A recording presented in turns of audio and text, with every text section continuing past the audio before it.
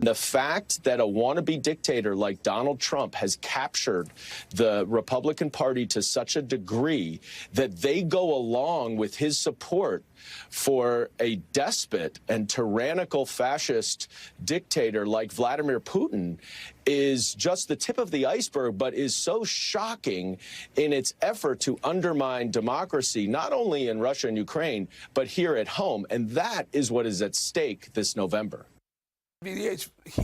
Goldman ignores the fact that these various feds, Georgia, New York, are using the legal system to take Trump down, even when most of these charges would never have been brought against a Democrat or certainly maybe your average American. Speaking about a party that, as we speak, we're talking right now, Joe Biden is announced to the country that he's going to defy the Supreme Court and ram through for election advantage by November a multi-billion-dollar student loan forgiveness program that he knows the Supreme Court says is illegal. He doesn't care about that. We have the Senate right now that will not do its constitutional duty and take this impeachment of Mr. Mayorkas and try him. They're delaying that because they're afraid some senators may be embarrassed if they have to vote against his impeachment given the open border. This is a party that tried to get rid of the Electoral College. They got rid of the 160-year-old filibuster.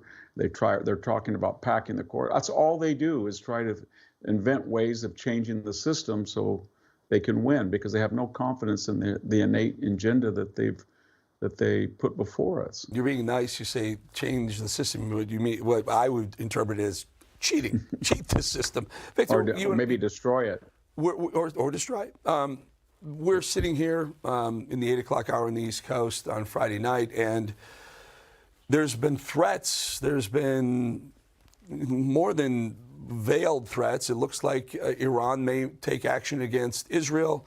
The president earlier today said that he expects it to happen. Not only that, sooner rather than later. Could have been avoided, huh?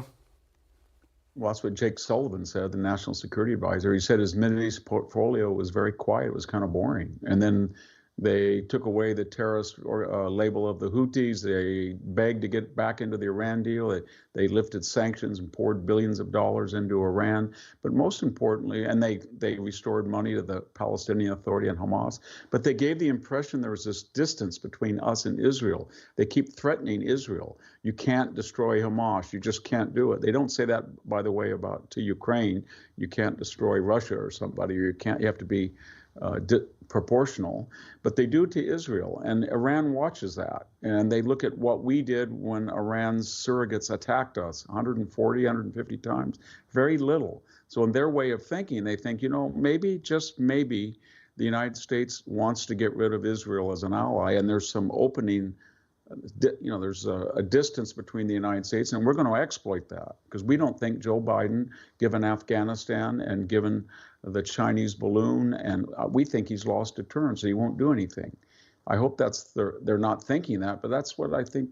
Unfortunately, they might be right, Victor. They might be right. The mullahs, I believe it was yesterday, sent a message to the Biden administration: when we attack Israel, stand down or else. I was shocked to hear that. And what was the response? I was too. Yeah, go ahead. What was I didn't hear a response. No, I think they were replying because Joe Biden reassured them again and again. We didn't know about this. We didn't know anything about it. He said just the opposite. It's none of your business what Israel does and what we do. We're not the ones using surrogates to destroy the Jewish state. And we won't tell you what we're going to do, but if I were you, I'd be very careful. But we never do that. You never want to reassure an enemy you're not going to do anything. And that's what this administration does again and again. And I think a lot of it now is November calculus, that they're so paranoid about the price of oil and inflation. They do not want a Middle East war, and they're willing to appease Iran. So if there is a war, it's after the election. And we saw that with Ukraine when they told the Ukrainians not to attack Russian refineries, or they tried to beg the Saudis, whom they said were pariahs, and they wanted nothing to do with them, and now they're begging them to pump more oil. I come from the oil world. I spent 12 years in the oil business, and the word on the street in oil, it's $87 a barrel right now. The word on the street is if there is an attack and a retaliation. It could be $120, $130 a barrel. And then the other word is that Biden is quietly negotiating with Iran not to retaliate in return for some sort of oil deal. Yeah. Would that be crazy? I've heard that too. Yeah, it is crazy. It is crazy. They always look at our magnanimity as weakness to be exploited, never as kindness to be reciprocated. They just don't. That's not who they are.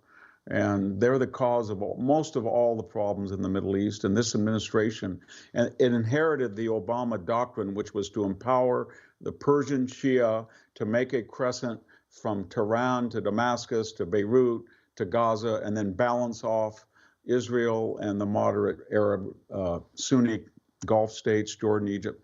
And then that was the creative tension that we would manipulate, as if there's no difference between Israel, let's say, and Hamas, or no difference between Jordan and Iran. It was completely bankrupt. It was Obama's idea, and Biden's perpetuating and even enhancing it.